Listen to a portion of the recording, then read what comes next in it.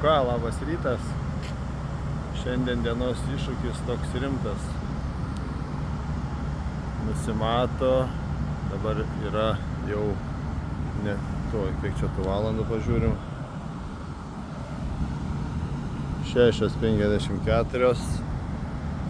Stovim ant pieno žvaigždžių stogo ir paklijuosim tos langelius.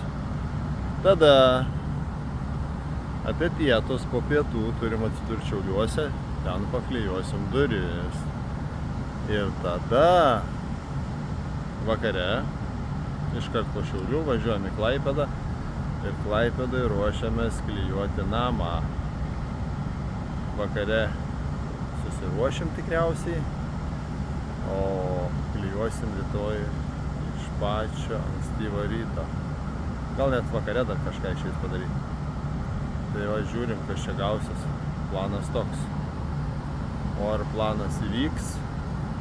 Pažiūrim.